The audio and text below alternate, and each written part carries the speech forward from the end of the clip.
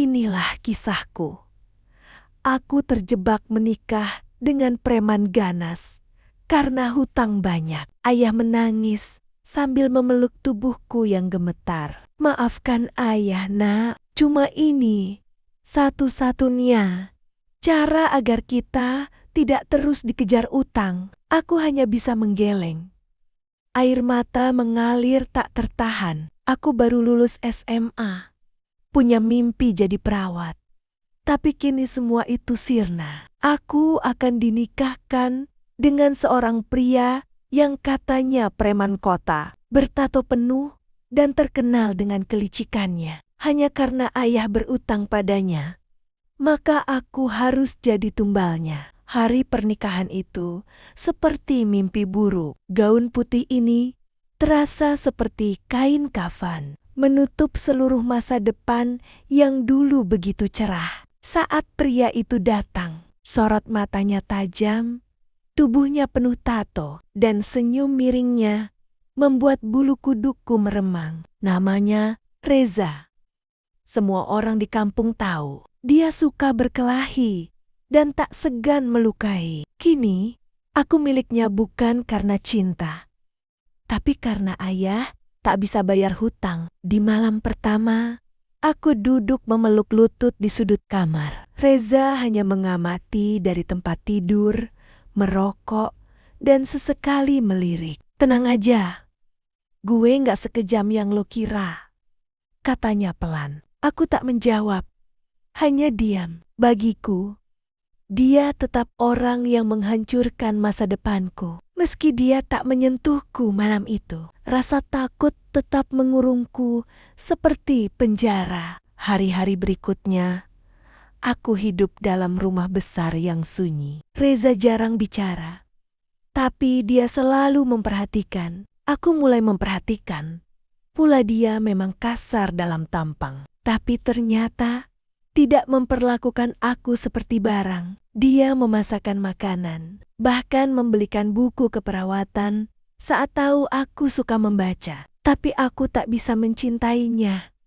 Bukan setelah semua ini dipaksakan. Satu malam, kami terlibat percakapan panjang. Gue dulu anak jalanan, disiksa tiap hari, sampai akhirnya jadi begini. Gue gak punya pilihan. Sama kayak lo. Suaranya serak. Bukan karena rokok, tapi karena luka batin yang terlalu lama dipendam. Saat itu, ada sesuatu dalam diriku yang berubah. Aku melihatnya bukan lagi sebagai monster, tapi sesama manusia yang suma-sima tersesat. Tapi tetap saja, setiap kali melihat tato di tangannya, aku teringat bagaimana dia memperalat ayahku. Lo bisa keluar dari pernikahan ini kapan aja. Nah ya, gue bukan penjara, ucapnya suatu pagi. Aku tertegun. Itu kali pertama aku merasa dihargai, tapi juga bingung. Jika benar dia membiarkanku pergi, kenapa harus menikahiku sejak awal? Aku mulai memberanikan diri, bertanya lebih dalam. Ternyata Reza menyukai aku sejak aku masih sekolah. Tapi dia sadar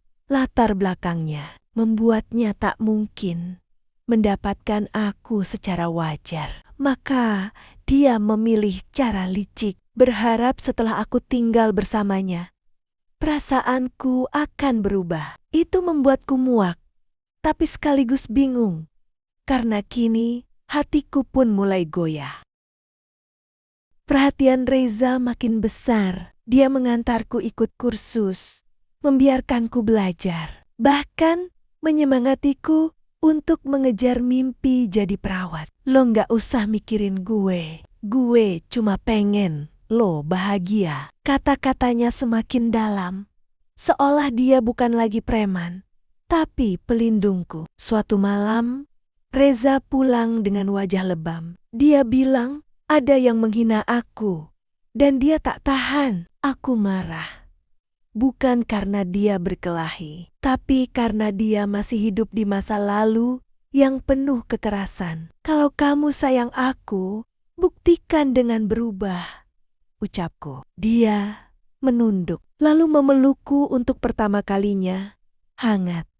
Dan aku menangis dalam pelukannya. Hubungan kami perlahan berubah. Dulu aku takut padanya, kini aku takut kehilangannya. Reza mulai hapus beberapa tatonya, belajar mengendalikan emosinya, dan bahkan membuka usaha kecil agar tak lagi hidup dari kekerasan. Aku ikut bantu, dari kasir hingga promosi di media sosial. Kami mulai jadi tim. Aku tak sadar sejak kapan mencintainya. Mungkin saat dia menatapku dengan rasa bersalah, atau saat dia rela luka demi membelaku. Yang pasti, aku tak lagi ingin pergi. Meskipun awalnya aku dipaksa, kini aku memilih untuk tetap tinggal. Cinta memang tak selalu lahir dari kisah manis. Suatu hari, ayah datang melihat kami. Dia tertegun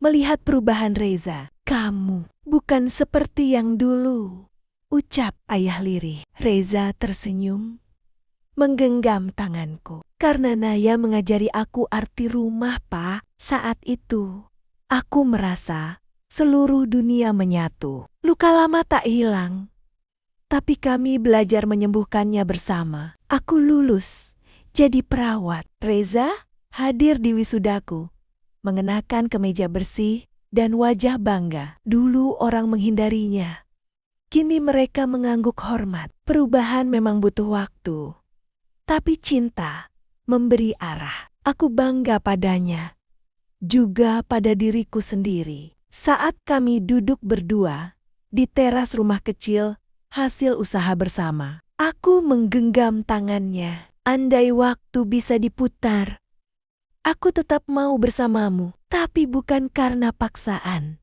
karena cinta. Reza hanya tersenyum, lalu mencium keningku. Gue juga. Kehidupan kami tak sempurna, tapi penuh makna. Kami masih sering bertengkar, berbeda pendapat, tapi selalu kembali saling menguatkan. Aku sadar, cinta bukan soal awal yang indah, tapi bagaimana dua hati saling bertumbuh.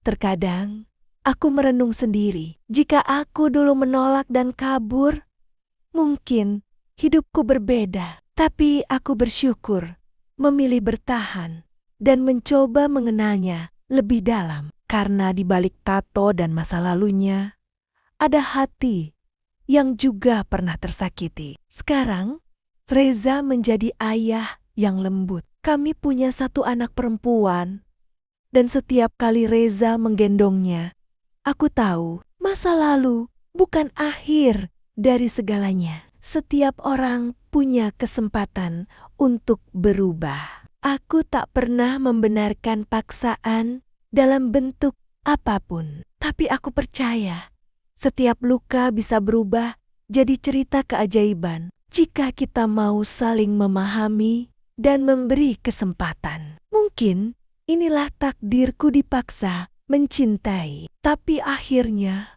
mencintai sepenuh hati. Karena cinta sejati kadang tak datang lewat bunga, tapi lewat luka yang perlahan disembuhkan bersama. Dan di sanalah kami sekarang bukan pasangan sempurna, tapi dua orang yang saling menyembuhkan. Dalam luka, kami menemukan cinta. Dalam paksaan, kami menemukan pilihan.